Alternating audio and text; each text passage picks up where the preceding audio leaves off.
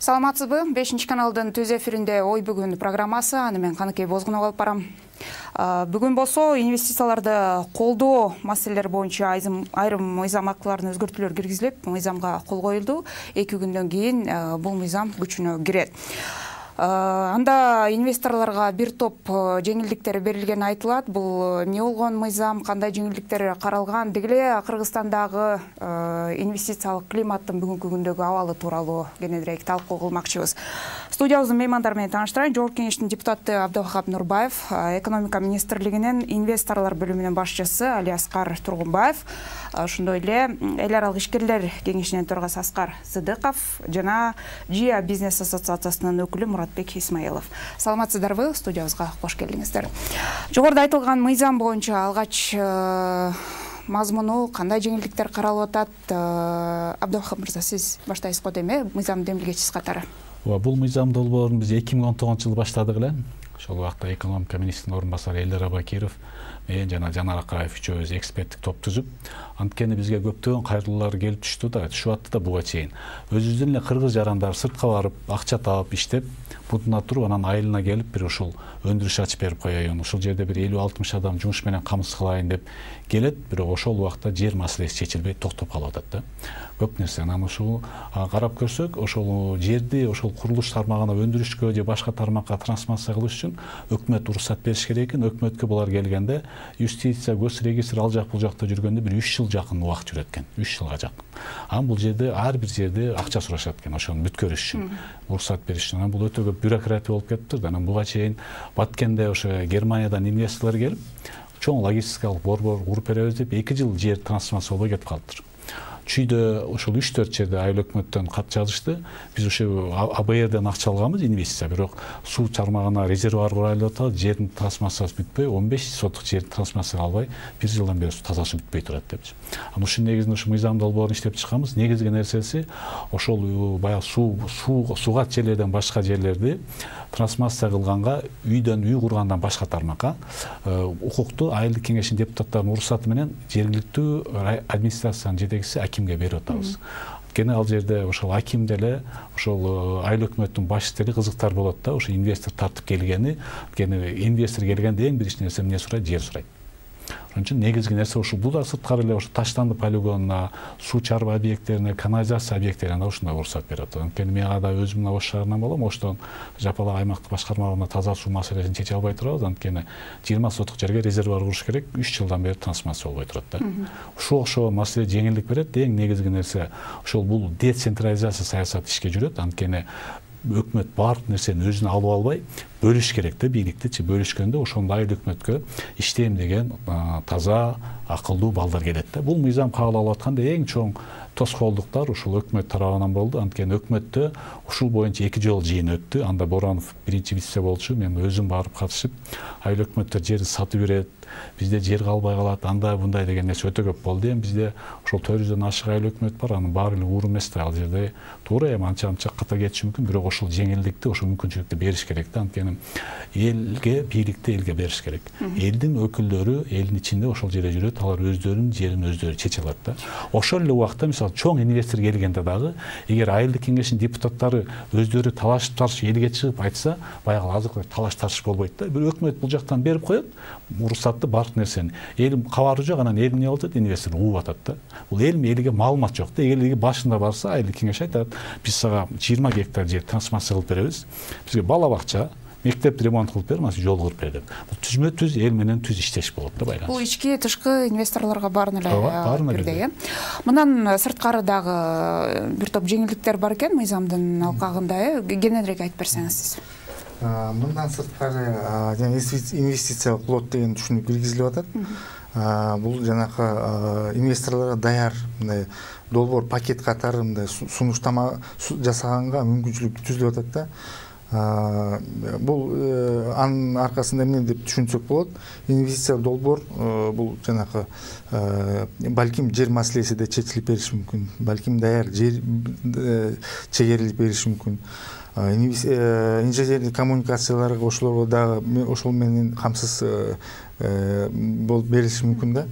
негизи биз инвесторлорго азыркы убакта мына бизде бир долбоор бар, проект бар деп коебуз да, негизичи бирок бул алардын түшүнүгүндө бул долбоор эмес да. Алардын түшүнүгүндө бул жанагы техникалык экономикалык негиздеме, расчеттор, балким даяр, мисалы үчүн кайсы рыноктарга чыгарса болот ошону өндүрмөнчү. Ошол мындай комплекстүү деп үмүт менен деп ошол түшүнүккө киргизгенбиз. Андан сырткары жанакы инвесторлор менен өкмөт ортосунда түз инвестициялык келишим түзсө болот да. Бирок бунун шарты бар өзүнчө. Эгерде ошол инвестициялардын көлөмү 10 миллион доллардан ашса. Мурда бул мыйзамга чейин бул 50 миллион доллар болчу. Бирок биз тажрыйбада байкадык, жана Кумтөрдөн башкасы негизи мындай түз келишимге өкмөт менен мындай келишим түзүлө элек болчу. Ошол себептен биз ойлодук, жанагы инвесторлорго дагы бир жеңилдиктер берип, шарт түзүп, ошо мындай көлөмдү азайттык да. Андан сырткары бизде агент, инвестиция илгерилетүү агенттиги бар. Ошолорго мисалы үчүн өкмөт эгерде мамлекетке 10 миллион сомдон ашык инвестиция жумшаса, ошол инвесторлорго жанагы тышкы иштер министрлигине андай ходатайство бергени, инвестициялык виза бергенге, ходатайство бергенге укук берилет да. Бул себеби дегенде мурда жок беле? Мурда бизде болчу, экономика министрлигинде, бирок биз ойлойбуз да, негизи агенттик менен инвесторлордун ортосунда мындай катнаш тыгызыраак болуш үчүн ошол норманы берилген. Себеби дегенде ходатайство жазылган соң ошолорду инвестордун реестрине киргизсе болот да. Андан сырткары жанагы мамлекеттик жеке өнөктөштүк мыйзамына бир топ нормалар киргизилди. Мындай жеңилдиктер бар. Процедуралык жактан, мөөнөт жактан кыскартылып, жөнөкөйлөштүрүп, ушул нормалар киргизилген да. Тиги мамлекет жеке өнөктөш долбоор менен өнөктөш менен түз келишимде түзүп алса болот. Эгерде тендер убакта бир эле сунуштама болсо, мындай долбооруна жараша бир эле сунуштама түшсө, түз келишим түзүп алса болот. Мурда андай шарт жок болчу. Андан сырткары, мисалы үчүн пандемияда көрдүк. Долбоор жылдырганга деле мындай бир татаал болуп калды. Ошону эсепке алып, өзгөчө кырдаалдарда жанагы пандемия учурунда инвесторлор менен мындай мамлекет жеке өнөктөштүк долбоорун түз келишим катары, түз келишим түзүү шарттары көрсөтүлгөн да. Улуттук статистика комитетинин маалыматы боюнча 2-3 күн мурда эле маалымат беришти. Ушу социалдык экономикалык абалыбыз боюнча инвестициялардын баягы агымы 31%га дээрлик азайып кеткендиги айтылды да. Ушул кабыл алынган мыйзам, Аскар мырза, сиздин пикирде мындай инвестициялардын агылуусун жогорулатууга салым кошулабы? Сөзсүз түрдө кандайдыр бир салымын кошот деп ойлойбуз. Мына трансформация маселеси канча жылдан бери чечилбей келаткан. Инвестор келген сайын эле ошол жергиликтүү бийликтер же жардам бере албай, же жерди бөлө албай жүрчү. Акимчиликте билесиздер, азырынча көбүнчө статистикалык ыйгарым укуктар эле калды. Керек болсо ал өкмөткө сөгүш дагы жарыялаганга укугу жок. Мынакей азыр трансформация маселесине ээ болдубу, эми көрөлү кандай иштер экен. Анан жана инвестициялык лоттор дагы жакшы болду. Себеби көп инвесторлор келгенде баягы даяр долбоорлор кагаз жүзүндө бар болгону менен иш жүзүндө жок болчу. Бул жерде иш жүзүндө болот, мынакей жериңер даяр, уруксат берүүчү кагаздар даяр, бүт баары даяр депчи. Бул жакшы жактар. Бирок ошол менен бирге бул жалпысынан жетишсиз. Себеби инвестициялык экономикалык абал курч бойдон калууда, мынакей жеке менчиктин корголушу, эртең мени эч ким басып албайт, мүлктү тартып албайт деген кепилдик жок да.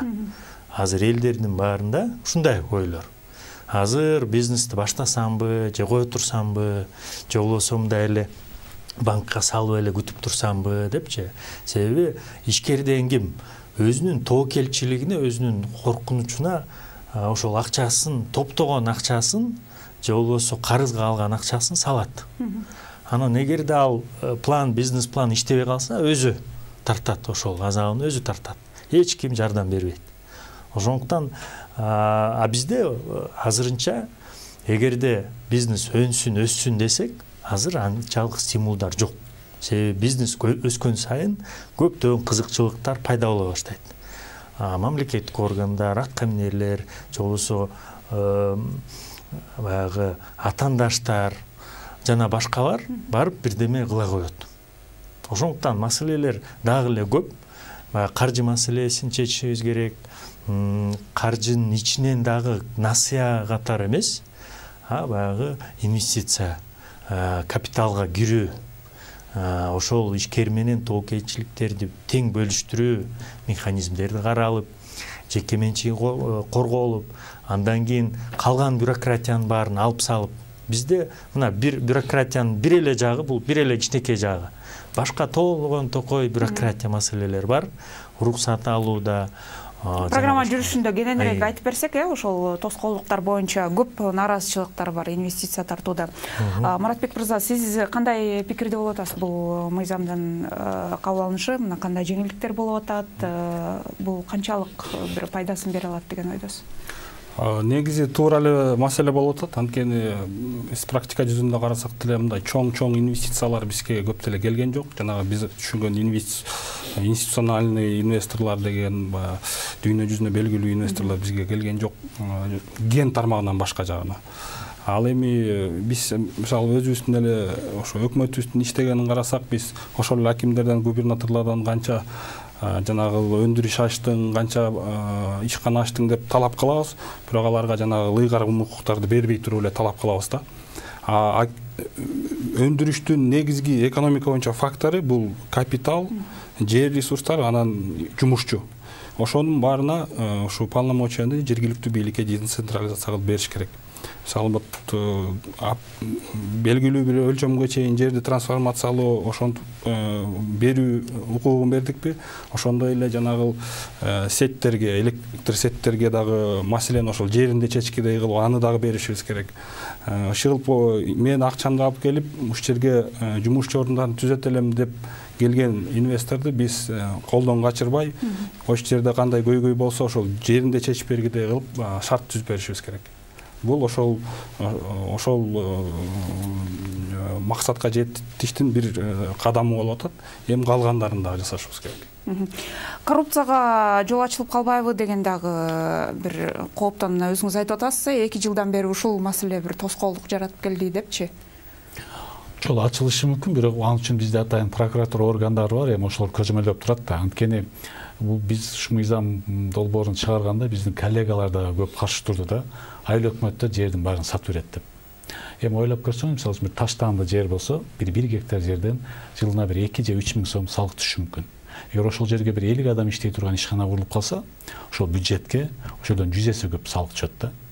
Анан биз ошону кармап отура берсек, баягы карышкырдан коркуп токойго кирбейт дейт го, анда эч нерсе өнүкпөйт да. Бир кадамга барыш керек. Албетте сөз болушу мүмкүн кандай мыйзам, бирок ошого жараша мамлекеттик органдар бар көзөмөлдөй турган. Аны көзөмөлдөйт да. Анан эл өзү да көрөт да, эл өзүнүн эми мына жогорку кеңеште ойлоп көрсөңүз, мына эң жөнөкөй нерсе, бир айыл өкмөттө мектеп курулуп атса, ошо айыл өкмөттөгү мен мисалы өзгөндө көрдүм да, Жалпакташ Актерек деген жерге мектеп курулуп калыптыр. 60 миллион сомго. Өздөрү да билбейт, ошол элдин баарын көчүрүп аткан ал жерденчи. Көчкү болуп. Бюджет 60 миллион сом акча алып кетти да. Негизи айыл өкмөт өзү чечиш керек, ошо акчаны аларга берип, кеңештин депутаттары, башчылары эмне керек нерсеничи. Бишкекте отуруп баардык маселени билбейт да эч кимчи. Негизги эгер ошол болсо, алар элдин ичинде жүрөт. Эл менен жакшыраак билет. Биз бир айда бир жолу барабыз. 3 айда bir жумага барып элди кыдырып келебиз. Бирок бизге караганда дагы айылдык кеңештин депутаттарында маселени жакшыраак билет, элдин ичинде жүрөт, күнү түн ала жакшыраак чече алат да. Ошон үчүн буга барыш керек. Дүнүйө жүзүндө ушул жолу менен өнүгүп атат да. Ар бир өкмөт эле өз келгичекти кооз сөздөр айтып берет экен, бирок келгенден кийин өзүмчүл болуп кетет экен да. Бизде мен бир дагы өкмөттү, мына өкмөт айтат менин элим деп, бирок элди бир да менин өкмөтүм деген сөзгө таттуу болгон өкмөттү уга элекмин да. Биз качан гана өкмөт эгер өкмөт кандай болуп өзүнүн полномочиясын бөлүшүп кызганбай мына чечкиле укукту бердик, силерден жоопкерчиликти сурайбыз деп бергенде ошондо өнүгөт. Анткени эмне үчүн бизде дагы эски саясатчылар жаңы жүздөр чыкпайт? Анткени биз мүмкүнчүлүк бербейт азыр. Айыл өкмөттө ошондой кычтуу адамдар чыгат да, мүмкүнчүлүк болсо өзүн көрсөтүп жаңы лидерлер чыгат, таза балдар чыгат, жаш адамдар чыгат. Биз мүмкүнчүлүк бербейт азыр. Эгер шарт түзүп берсек, толтур айыл өкмөттүн аймагында билимдүү иштейм деген адамдар бар. Азыр эмне үчүн барбайт? Анткени акча жок, укук жок, эч нерсе чече албайт, дотацияда отурат. Бюджеттен бөлөнгөн акчаны бөлүп коюп, айлыкка жеп отурат, болду, башка мүмкүнчүлүгү жок кылайын деген. Эгер ушундай мүмкүнчүлүктөрдү берсек, баягындай кызыгып, творческий иштеген жаштар келет да, жол ачып беребиз да. Бул көп жактан мен ойлойм пайда болот да. Анткени кайсыл өлкөдө мамлекеттин орду кичине болуп туруп өлкөдө эркиндик болсо, ошо өлкө өнүгөт экен да. Бизде мамлекет, бизде кээ бир адамдар мамлекет менен өлкөнүн айырмасын билбейт да. Өлкө канчалык эркин болуп туруп, мамлекет аз болуп, азыраак аралашса өлкө өнүгөт экен да. Эгер мамлекет чоң болуп, баардык жака колу бутун тыгып алса, ал өнүкпөйт да. Эркин бой кысылып тура берет. Ошон үчүн мүмкүн болсо өлкөнүн, мамлекеттин ордун өлкөнүн ичинде кичинертиш керек, аралашпаш керек, эркиндик бериш керек. Ошондо арасында элдин арасынан күчтүү адамдар чыгып өнүгөт. Жергиликтүү бюджетке дагы сөзсүз таасир берет. Бизде азыр 15% гана айыл өкмөттөрдүн өз алдынча укатын кылып атат да, калган бар дотация турат. Ошондо биз укук берип айта алат да айыл өкмөттө дагы эле, мына укук бердик, колдон. Бир айыл өкмөт мисалы үчүн Москвага барып, ошо айыл өкмөттөн бир 20 бизнесмен таап алат да. $5.000 чогулуп, $100.000 таап туруп, мына силерге акционерный общество кылып берем 20-га. Мына айыл өкмөткө бир завод курайлы, сенин тууганыңар иштейт десе, берет ошонучу. Кече пандемияда көрбөдүкпү? Ар айыл өкмөт өздөрү дары кылышты, оорукана куруп беришти, скорый помощь алып беришти. Буну деле кылат. Эгер ошондой иштей турган адам чыкса, ишке ашыр. Кореяга барып ошондой кылса болот, Казакстанга барып, биздин кыргыздар өзүнүн айылдагы жашоочуларын чогултуп бир ишкана ачса болот да. Жол ачылат ушул нерсегечи. Инвестициянын агымынын азайып кеткенине албетте пандемиянын баягы таасири болду деп айтылып атат, бирок андан башка дагы жагдайлар барбы таасир берген? Эми бул дүйнөлүк тенденция ушундай болуп атат деп айтылып атат, бирок бизде өзгөчө Кыргызстанда эмне таасир берип атат? Дүйнөлүк тенденцияны айтып кеттиңиз, мен да кошумчалап кетейин. Жанакы эл аралык уюмдар бар, юниктат деп коет. Алар ушу пандемияга себептүү 2020 жылы негизи дүйнөдө дүйнөлүк түз инвестициянын көлөмү 40%га чейин азайышы мүмкүн деп божомол берилген да. Негизи ооба, бизде албетте пандемия себеп болду. Экинчиси бул жанакы мамлекетте саясий кырдаал, стабилдүүлүк. Аскар мырза туура айтып кетти, негизи инвесторлорго жанагы кепилдик керек да. Жанакы жергиликтүү калк менен тиги көйгөйлөр болбосо, мындай ошондо инвесторлор келет да. Негизи бизде ошондо жанакы пандемия кошулуп айтып кетсек, анда бул саясий кырдаал, шайлоолор, жергиликтүү калктар менен болгон мындай чыр чатактар, ошолор таасир тийгизди да. Бирок мындай оптимисттик ой бар, себеби дегенде инвесторлор ошол маалда өзгөчө 4-4 кварталда, 3-4 кварталда мындай күтүү режиминде болуп калды. Себеби шайлоону күтүп калышты, жыйынтыктар кандай болду деп. Азыр эми шайлоо аман эсен өттү, мындай кырдаал деле стабилдештирип атат, ошону көрүп атышат.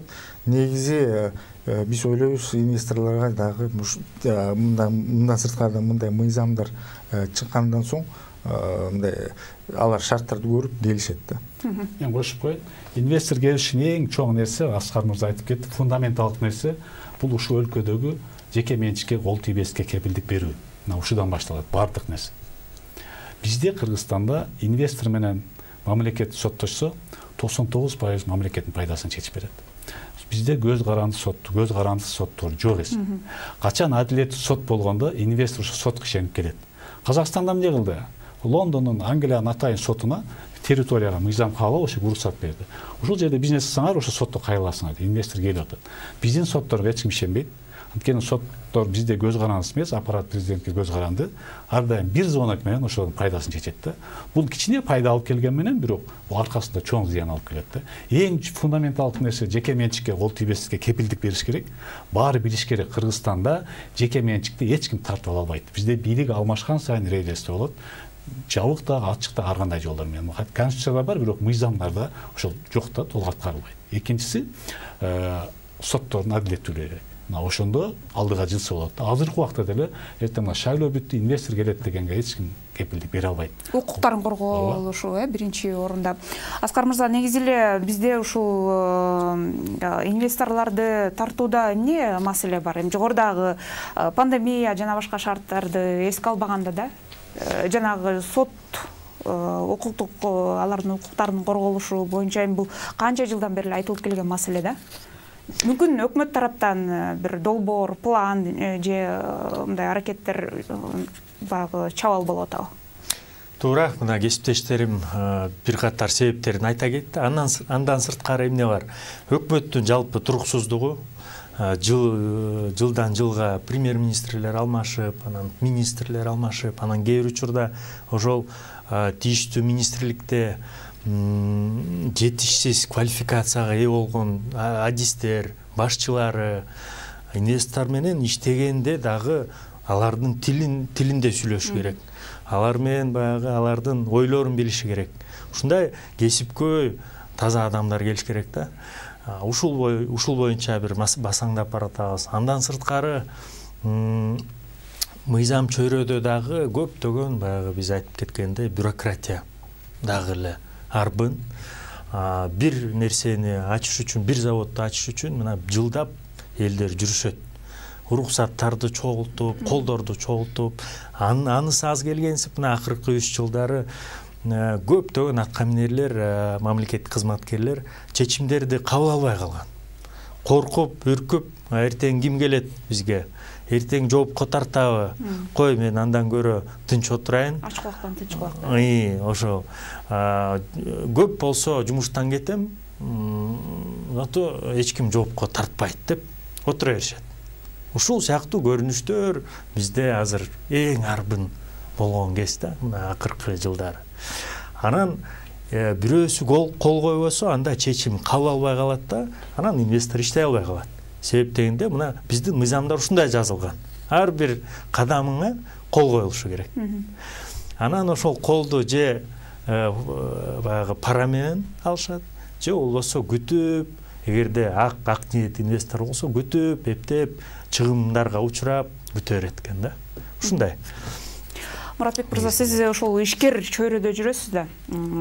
Сиздин кесиптештериңиз эмне тоскоолдуктарга көп учурайт ушу? Негизи эле ички болобу, тышкы болобу, инвесторлор, ишкерлер бизди мындай кол бутун байлап аткан эмне? Мен негизи жалпы жонунан айта кетейин, инвестиция тартуу бул мындай бир жылдык мындай кыска мөөнөттө боло калчу иш эмес да. Мисалы бир кишинин ишеничин канчалык оор сен тапсаң, ал ишин ичинен чыгып кетиш бир эле неме менен чыгып кетсең болот. Инвестор дагы ошондой.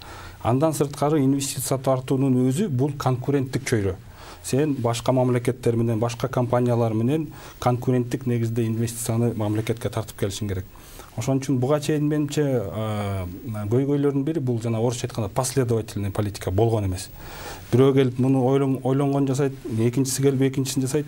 Эң биринчиден биз өзүбүздүн инвестордун профилин билишибиз керек. Кайсыл инвестор бизге келет? Инвестордун баары бизге келбейт. Ошол бизге келчү инвесторлордун профилин түзүп алып, анан ошолор менен фокусуна, адресине иштешибиз керек. Андан сырткары биздин кайсы тармактарга инвестиция тартканга болот. Жанагындай перспективдүү тармактар. Толтура тармактарды тандап алып, ар кайсыга чарпылып чуркаганда да пайда чыкпайт. 4-5 жакшы тармактарды алышыбыз керек дагы. Жанагындай стратегияны жасап алып, нацелени ошол тармактар боюнча издешибиз керек. Ошону биз өзүбүз биринчи түшүнүп алышыбыз керек кайсы тармактар экенин. Азыр мисалы бизге чоң инвестордон кен казгандан башка инвестор келбей эле. Мындай кичинекей инвесторлор келип атат, а бирок балким жакшы тармактардын потенциалын көрө албай атат. Мисалы IT тармагы потенциалыбыз абдан чоң, бирок биз жеткире албай атабыз. Айыл чарба деп атабыз.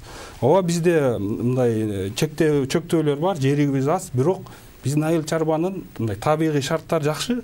Жанагындай англисче айтканда high value product.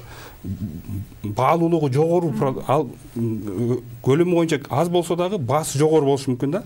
Ошондой продукттарга неме жасашыбыз керек. Андан сырткары туризм деп атабыз. Туризмде да биздин өтө чоң потенциалыбыз бар. Ошол туризм менен медицинаны айкалыштырып проекттерди жасасак болот. Билим берүү менен медицинаны айкалыштырып, мына бизде мындай өзүнөн өзү эле болуп келаткан нерселер бар. Мисалы, ошол эле Индия, Пакистан. Алардын ошо биздин медициналык билим берүүгө кызык болуп келатышат. Бирок булар өзү менен өзү болуп келатышат да, ошону биз көрүп потенциалын жардам беришибиз керек. Ушундай сонун нерселер жасасак болот, бирок биринчи өзүбүз түшүнүп алып ошол тармактарды тандап алышыбыз керек. Негизи жогоруда Муратбек мырза айтып атпайбы, кайсы тармактар тоо кен тармагына көп инвесторлор тартуулары белгилүү, бирок мындан сырткары өкмөттүн планында же болбосо жогоруда айтылып аткан нерселер кайсы тармактарга кызыктар инвесторлор болот негизинен? Негизи биз ошондой шарттарды түзүп беришибиз керек да. Ал жагынан биздин кайсы жерде потенциал болгон жана ошолдон шарт түзсөк, ошол жерден талап болот инвесторлордон. Мисалы үчүн туура IT технологияга басым жасашыбыз керек. Ошонун пландарыбызда бар. Жана электронный коммерция деген долбоорлорду жүргүзүп атабыз. Андан башка мисалы үчүн энергетика жаатынан да. Энергетика жаатынан да көп инвестиция ошол тармакка келтиришибиз керек. Андан сырткары жанагы транспорт, логистикалык чөйрөгө да ошол инвестицияга мындай суроо талап бар да негизичи. Себеби Кыргызстан биз Орто Азиянын чөлкөмүндө ортодо жайгашканбыз. Кытай менен Европанын ортосунда жана башка май ортосунда кандай бир мүмкүнчүлүктөр бар да. Ошол жанагы IT технологияларды пайдаланып, электрондук коммерцияны пайдаланып. Негизи биздин өкмөтүбүздө, министрликте ошондой түшүнүк бар. Ошол долбоорлордун аркасында иштер азырынча жүргүзүлүп атат да, бирок алар долбоор негизинде да. Бир мисал келтирип коеюнбу? Шеварднадзе маалында Грузияда, Тбилисиде 3 саат электричество берилет экен да, 3 саат. Ошондо Грузияда мини гез куруш үчүн 16 мекемеден уруксат алат экен. Кийин Саакашвили президент болуп келгенден кийин бир мекемеге калтырып уруксат беришти. Азыр Грузия электричествону сыртка сатат. Бизде азыр смог болуп атпайбы? Свет жок, көмүр жагып атабыз. Бизде 10дан ашык мекемеден уруксат алыш керек мини гез куруш үчүн. Бизде толтур адамдар жүгүрүп жүрөт, мини гез курам, бирок кура албай жүрөт да. Эң жөнөкөй нерсеге кээде өкмөттүн башы жетпейт да, айтсаңызчы. Бу ашыкча акчанын кереги жок, саясий эрк керек да. Кишине акыл керек, дүйнөлүк тажрыйба керек, илимдин тыянагы керек да. Бизде негизи эле бир чечим кабыл алып атканда өкмөткө айтсаң дагы бир илимди карабайт да, дүйнөлүк тажрыйбаны кара, илимдин тыянагын кара, оңой эле нерсе, велосипед табыштын кереги жок депчи. Саясий эрк жокпойт, анан ушу азмаз мен ушундай нерсени жок кылып койсом өзүм акчасыз калам деген түшүнүктөгү адамдар көп да дагы элечи. Ошол инвесторлорду каттоодо дагы көп маселелер бар экенин, анткени аймактарга мисалы инвестиция салам деп келгендер бул жактан Бишкектен бардык маселе чечилет. Ошол маселе кайсы бир ишкердин айтканын угуп калдым эле да, бир инвестор тартып келсек, ал 3 күн ошо аймак менен Бишкектин ортосунда жүрүп, анан убактысы бүтүп калып кайра кетип калды, долбоорго кол кое албай калдык депчи. Ушундай жагдайлар. Энергетика боюнча бир нерсени кошумчалап кетким келип атат. Энергетика бул инвестиция тартуунун өзөгү. Биз азыр айыл чарба деп атабыз, IT деп атабыз. Кайсы жер болбосун, энергетика, электроэнергия жок болсо, анын баары өнүкпөйт, инвестиция келбейт. Анткени электроэнергия бул ар бир продукттун өздүк наркында отурган өтө неме керектүү нерсе. Азыр биз мисалы АПИнин эле мурунку презентациясында биздин мамлекетте эң арзан электроэнергия деп презентация кылчубуз. Бул жаңылыштык. Анткени биз электроэнергия арзан, бирок жок, жетпейт. Анан биз инвесторлордун ишеничинен ошону менен эле кетип атабыз. Анткени алдап атабыз. Biz энергетиканы өнүктүрбөсөк, гидроэнергетиканы өнүктүрбөсөк, бизге инвестиция келбейт. Бүттү. Ошон үчүн жанагы фундаменталдуу проблемалар бар. Гидроэнергетика боюнча, жанагы баа боюнча тарифтер арзан, ошон үчүн экономикалык жактан бул проекттер өзүн өзү актабайт деген. Ошон фундаменталдуу нерселерди чечишибиз керек дагы, эң биринчи энергетикадан башташыбыз керек. Аскар мырза, жогоруда дүйнөлүк тенденция деп айтып калбадыкпы инвестициянын агымынын? Сиз мына эл аралык деңгээлде ишкерлер менен иштешип жүрөсүз. Эмне маселе бар бул жерде азаюусуна? Бул жерде эми биринчи себеп пандемия, себеби пандемия сыяктуу курч абалдарда эртең эмне болот деген абалдарда бүткүл инвесторлор баягы эң кепилдиги жогору, эң коопсуз активтерге акчасын салышат. Долларга салышат, же болбосо фунтка салышат, туруктуу валюталарга салышат, же болбосо банктарга, үйлөрүнө салышат. Биз сыяктуу тоокелчиликтери жогору баягы 3-чү дүйнөнүн өлкөсү деп атпайбызбы? Ушул сыяктуу өлкөлөргө көп инвестиция келбейт ушул сыяктуу учурларда дегеле. Бул бир. Экинчиден, мына кесиптештерим айткандай, шайлоо болду. Дүйнө жүзүндө ушундай. Ар бир шайлоо болгон сайын инвесторлор күтүп турат, ишкерлер. Эмне болот деп, кайсы өкмөт келет, кайсы президент келет, саясаты кандай болот, балким баарын улутташтырам деп чыгабы, же дагы бирдеме чыгарабы деп күтүп турушат. Андан соң мынакей саясий кризис башталды. Саясий кризис бир жумадан анан экинчи жумага мына бир нече айга чейин созулду. Дагы эле парламенттик шайлоо боло элек, президент өз ыйгарым укуктарын баштай элек, мурунку парламент убактылуу көп талаштарды жаратат. Ушул сыяктуу абалда албетте ишкерлер күтүп турат. Бул инвестор дегенибиз менен бул баягы сырттан келген аксакал эмес. Мына бир комокту ачкан киши инвестор, себеби өз акчасын салат. Анан баары эле ушундай күтүп турат да. Андан көрөчү күтүп турайын, эмне болот, балким эртең баягы сатуу рыноктор жок болобу, чек арадан буюмдарым, товарларым келбей коебу. Мына Кытай менен чек арада эмне болду көрдүңүз, баарыбыз көрдүк. Ушул инвесторлордун укуктары корголбогондуктан улам болууда да. Кытай тарап ачыгын айтты. Мынакей эгерде биздин ишкерлерге ушундай мамиле кыла турган болсоңор, биз дагы чара көрөбүз депчи. Башка өлкөлөр дагы чектөөлөрдү киргизиши мүмкүн. Биз изоляцияда жашай албайбыз. Бүткүл дүйнө менен иштешибиз керек. Ошондон улам бардык бийлик бутактарын туруктуулуктун камсыздап, убактылуу эмес, туруктуу мамлекеттик органдардын башчыларын дайындап иш алып барышыбыз керек да.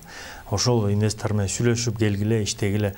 Ачыгын айтканда, туура айтасыздар, тармактар көп, абдан эле көп. Бизде тейлөө тармагы, финансы тармагында банк сектору аябай эле жакшы темптер менен келатат.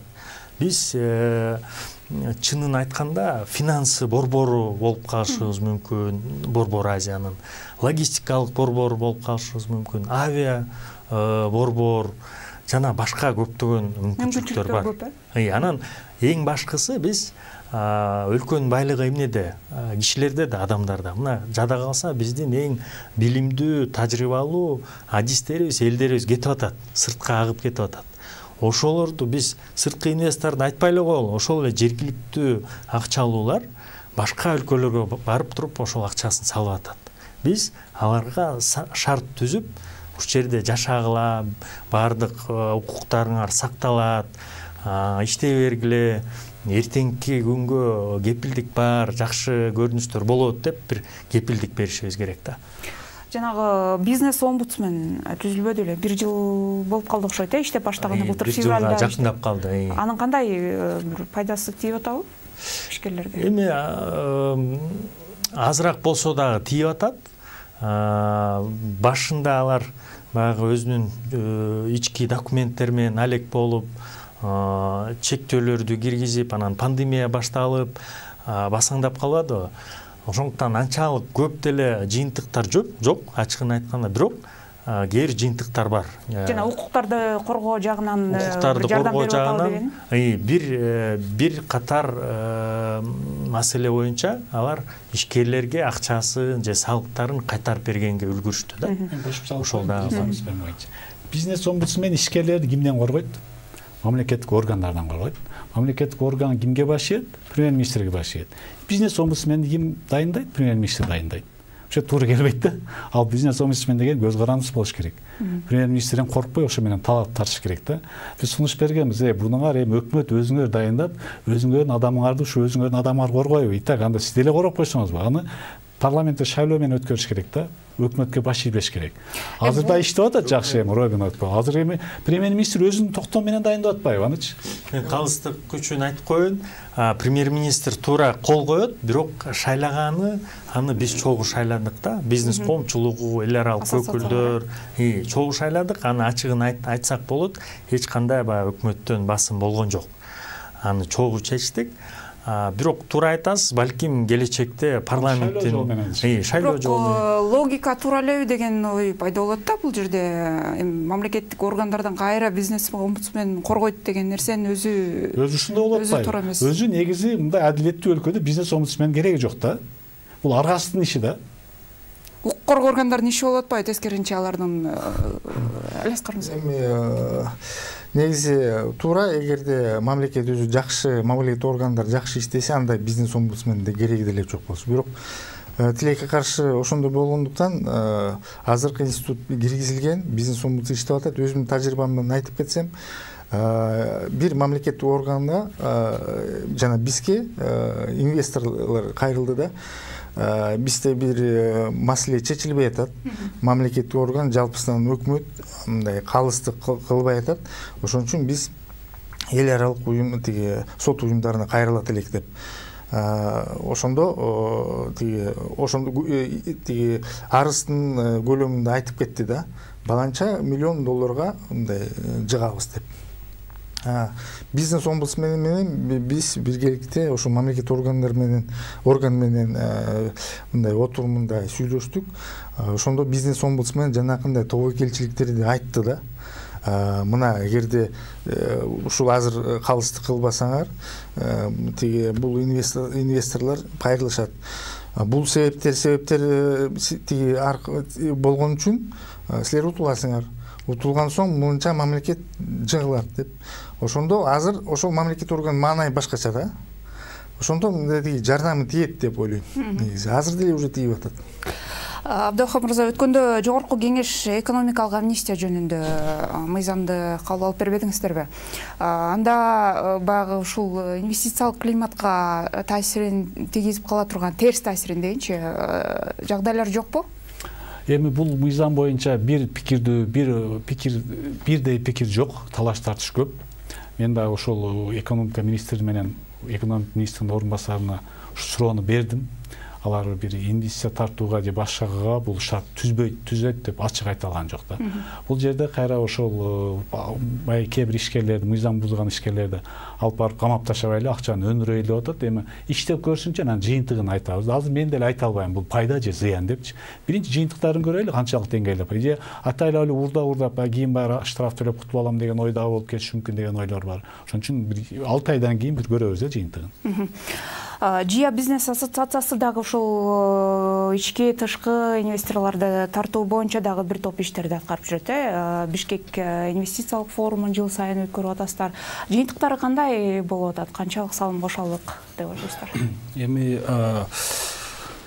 мен жана айткандай эле инвестиция тартуу бул бир жылдын эле иши эмес. Бул акырындан жылдар бою калыптанып келчү иш.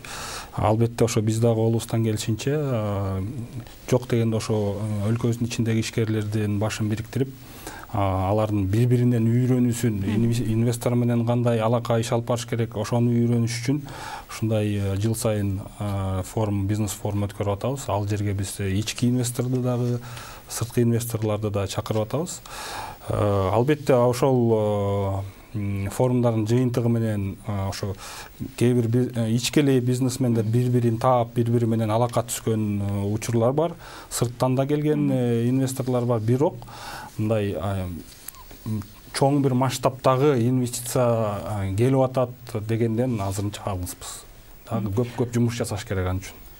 Негизи баягы бизде ишкерлерди өз ишин жүргүзүү, ишкерлик кылуунун бир жолдорун билбейт, ошол жагынан дагы сабатсыз деген дагы бир мындай коомчулукта пикирлер бар да. Ушул жаатта да бир өзүнчө бир мындай саясат жүргүзүш керек го дейм, ошо. Бул жаатта эң биринчи нерсе бизнес ассоциациялардын ролун чоңойтуш керек. Ойлоп көрсөңөр 3-4 жыл мурун картошка сатылбай кетти го. Баары айыл чарба министрлигин күнөөлөп атты. Алар өздөрүнүн ассоциациясы болсо, алар өздөрү сүйлөшмөк башкалар мененчи. Мамлекет мүмкүн болсо өзүнүн полномочиясын ошого өткөрүп бериш керек. Бардык тармакта. Ошол бизнес ассоциациялар канча күчтүү болсо, мына азыр ЖИА, МДС, ТПП, багы кээ бир уюлдар иштеп атат, алар биригип атат, ичинде мүчөлөрү бири-биринен маалымат алат, юристтен кеңеш алат, сырткы барып көрүп келип атат, бирок аз болуп атат да. Эгер өлкөдө көп ошондой бизнес ассоциациялар болсо, өкмөт ошону эсептешет да. Алар чоң күч болот. Азырынча булар азыраак болуп атат. Булардын үнүн угуп атат. Өкмөт келсе бар, булар менен барат, завтракка чыгарып атат, үнүн угуп коюп атат, бирок ошо толук өтпөй атат. Эгер булар дагы күчтүүрөөк болсо, ал коркот, эсептешмек да. Пока булар менен эсептеше элек, бирок кээде кыйын маалда үнүн угуп коюп атат да. Ошон үчүн булар чоңойтуш керек. Бир нерсени абдан жакшы маселе көтөрдүңүз. Бул жаатта ишкердик эмнеден жаралат? Жаңы идеялардан. Адамга бир идея келет дагы, ошону ишке ашырат. Ошол идеялар качан гана башталат, качан жаралат? Эгерде чөйрө эркин, эч ким баягы үстөмдүк кылбай, басым кысымга албай жүрсө, анда ошол идеялар келет. Эгерде башка ой жүргүзгөндөрдү басмырласак, силердики туура эмес, силерди кустурабыз, тигинтебиз, минтебиз дегенде, анда идеялар дагы пайда болбойт. Анан элдер дагы башка өлкөгө чыгып кетет. Андан көрө бизнести башка качырып атат. Ишкердин образы жарык болуш керек да. Бөбөктөргө, балдарга чоңойгондо ким болосуң дегенде ишкер болом дегенде дагы болуш керек да. Депутат болом же министр болом дебей, элдер ойлойт да, балдар ойлойт. Депутат болсом жакшы экен, жыргал, эчтеке жасабайсың, анан акча түшө берет, анан жакшы үйдө жашайсың депчи.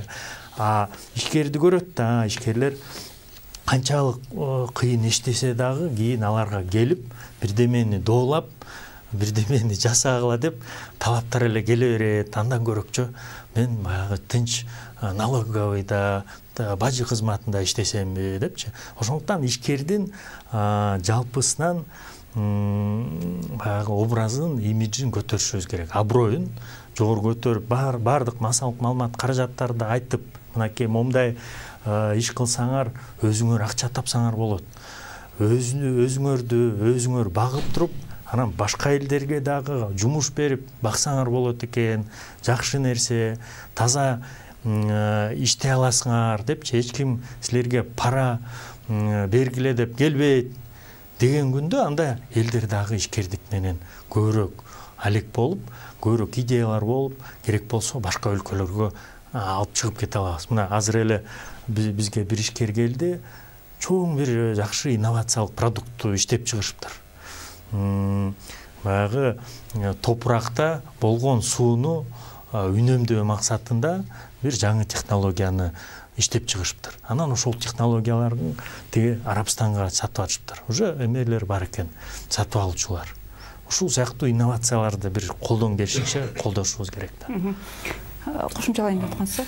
Жалпы эле биздин ишкерлердин потенциалы, деңгээли тууралуу сөз салыштырмалуу өтө төмөн. Мунун үстүндө биз иштешибиз керек. Биз ошо көп инвестор деп атабыз, бирок ошол инвесторлорду кабыл алчу биз тарапта бул ишкер да. Ар бир чет өлкөлүк инвестор бир мамлекетке кирерде өзүнө партнер издейт. Ошол жергиликтүү ишкер ошонун деңгээлине жооп бергидей болуш керек. Тилекке каршы бизди баары андай эмес.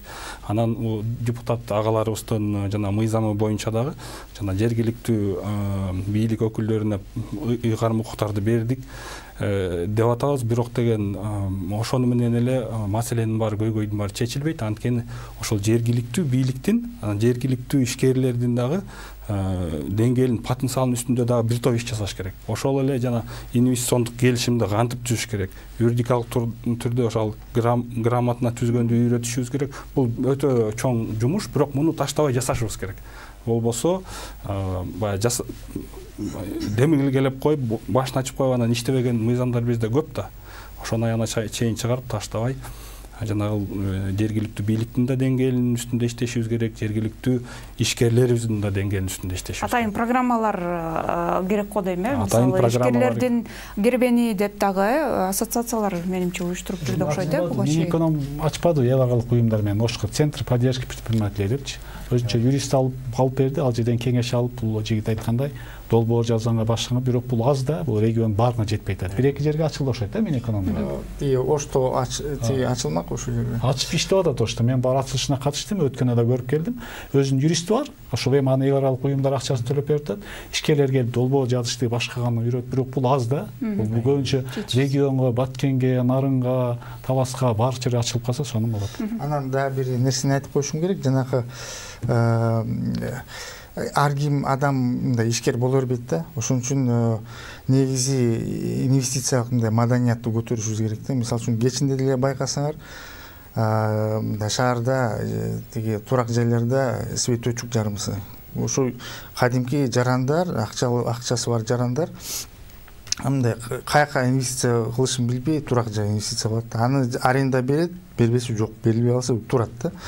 Ошондуктан ошондой ошол акча каражаттарын жанакындай ишкерлерге мындай ошого тиги баалуу кагаздарын сатып алып, ошонун акчаларын ошол жака жумшаса, өндүрүшкөчү өзүнө деле жакшы болот, ишкерге жакшы болот, и мамлекеттин өнүгүшүнө да болот да. Ошол себептен маданиятты да ошол көтөрүшүбүз керек. Кантип көтөрөбүз деген маселе болот. Эми ал тууралуу жана тиги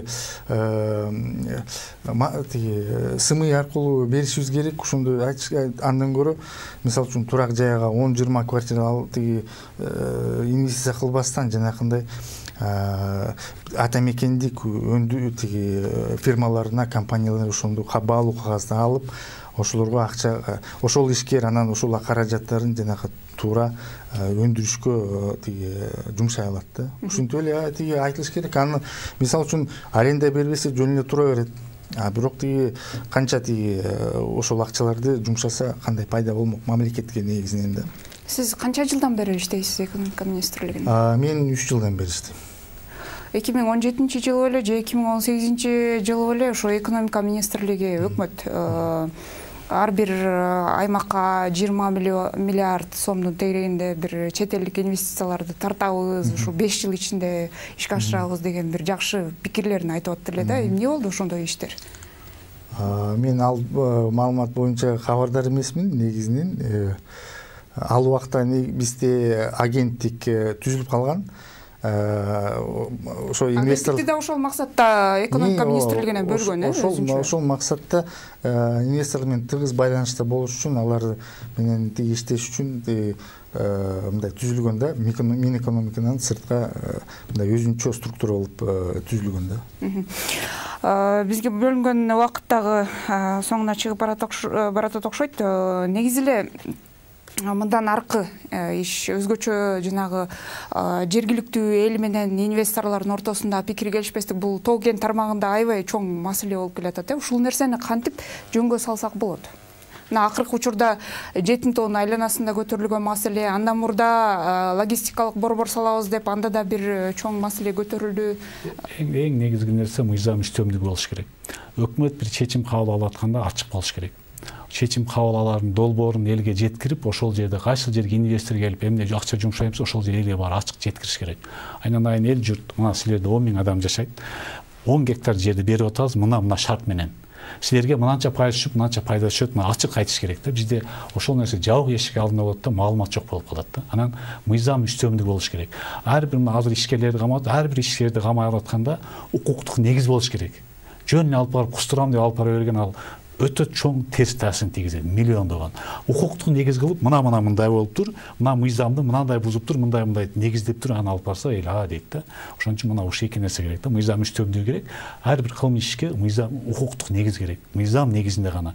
Кайсы өлкөдө мыйзам үстөмдүгү болуп, бардыгы мыйзамды бирдей аткарса, жөнөкөй адамдан баштап президентке чейин мына ошондон туруктуулук кетет да. Эгер кайсы президент же премьер же башкасы келип өзү каалаган нерсе кыла берсе, анда бул нерсе улана берет. Эч качан биз өнүкпөйбүз анда.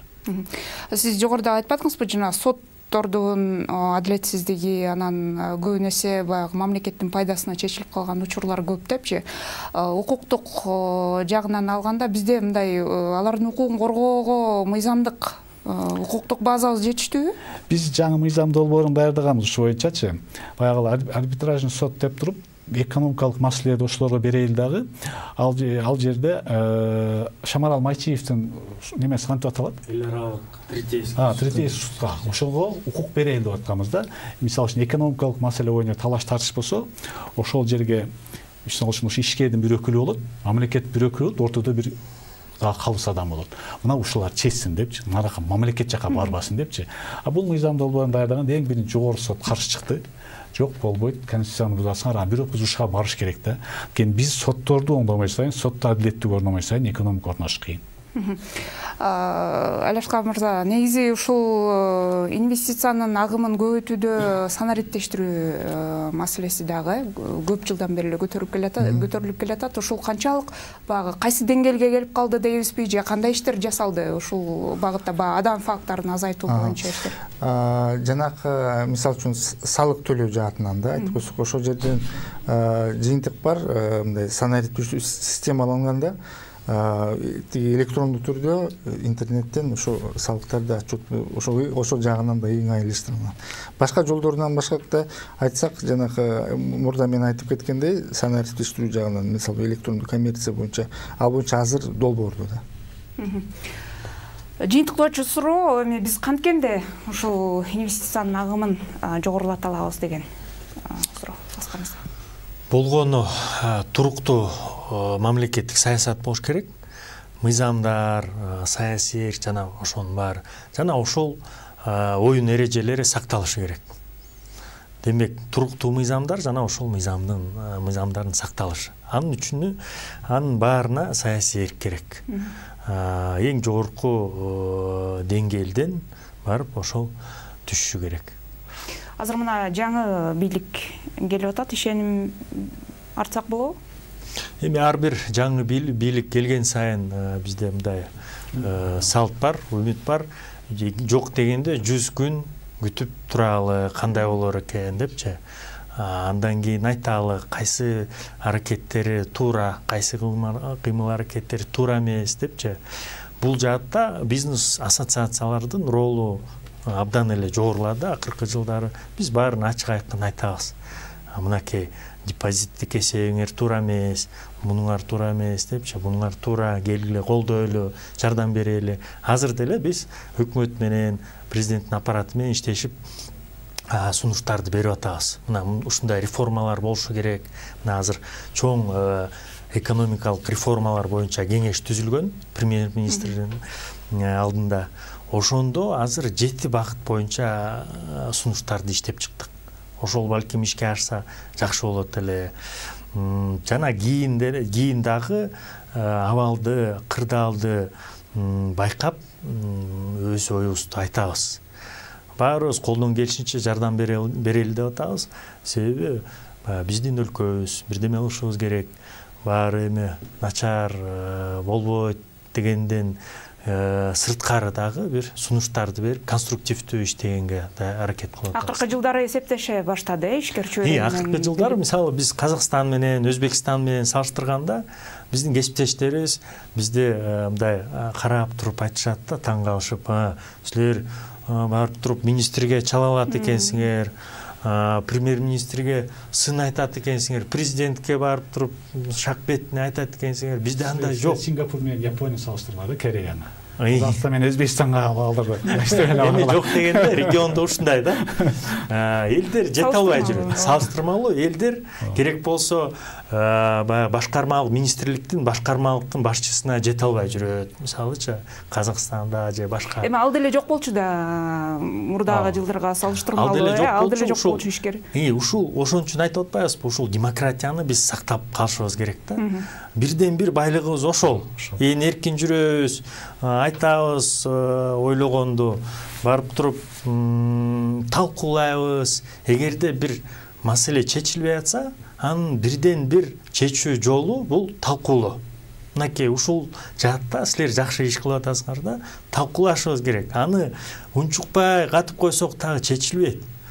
А балким бүгүн талкууласак, эртең талкууласак, кийин жаңы бир идеялар чыкса, ошону чечсек болот да. Мурдагы президенттердин бири кетип атканда ишкерлер менен бир жолу жолуктуңузбу деген суроо 6 жылдын ичинде берилсе жооп бере албаган да, жолукпаптыр көрсө. Жыйынтыктоочусуз. Эми мен өзүм Facebook баракчама дагы ой пикиримди жаздым эле. Муну жазуу түрдө сизге да берип коеюн. Ал жерде мен кыска мөөнөттө эмне кылышыбыз керек, узун мөөнөттө эмне кылышыбыз керек ошону жазгам. Мамлекеттин стабилдүүлүгү айтылды, аны кайталабай эле коеюн. Бир эле мисалы фонд биржасы.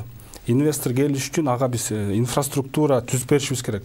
Фонд биржасы бул ошол инвестиция кылуу жана убагында ар бир инвестор кирердин астында мен кайра кантип чыгып кетем ошону карайт. Ошого биз туура инфраструктура түзүп беришибиз керек. Мисалы ошол эле фонддуу биржаны алалы, ошону өнүктүрүшүбүз керек. Кошуна турган Казакстанда былтыр 14 миллиард суммага сделка болгон. Бизде ал жок. 14 миллиард акча айланды ошол жерде. Мына биз ошонун жарымына эле жетсек, эмне деген инвестиция? Ишин жандандырды, менимче жакында эле ушул фондулук биржа. Ооба, жандандырылды. Андан сырткары дагы Россия Кыргыз өнүктүрүү фонду, мен эгерде туура айтып атсам, ошол Кыргыз фондулук биржа акционер болуп кирди.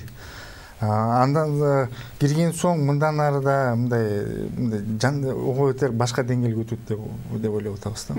Жыйынтыктоочусуз. Эң биринчи азыркы жаңы келе турган өкмөт эркин экономика саясатын жүргүзүш керек. Биринчи кезекте эң маанилүү ушул. Экинчи децентралдаштыруу саясатын улантып күчөтүш керек. Үчүнчү дерегуляциялоо саясатын жүргүзүш керек. Дерегуляция бул кийлигишпөө. Бизнеске эркиндик бериш керек. Бизнес өзү баягы суу өдөдөн чыкканда өзү агымын таап агып кете берет го. Бизнеске тийишпесе өзү жолун табат. Инвестор дагы табат, пайда алып келе турган нерсени да табат да. Өкмөт кийлигишпеш керек, аралашпаш керек, текшербеш керек, эркин экономика саясатын жүргүзүш керек. Рахмат, бизге бөлүнгөн убакыт соңуна келип калды. Убактыңыздарды бөлүп талкууга катышып бергендигиңиздер үчүн ыраазычылык билдирем. Ишиңиздерге ийгилик каалайм. Урматтуу телекөрүүчүлөр, ушу менен ой бүгүн программасын жыйынтыктайлы. Аны мен Каныкей Бозгунова алып бардым. Саламатта туруңуз.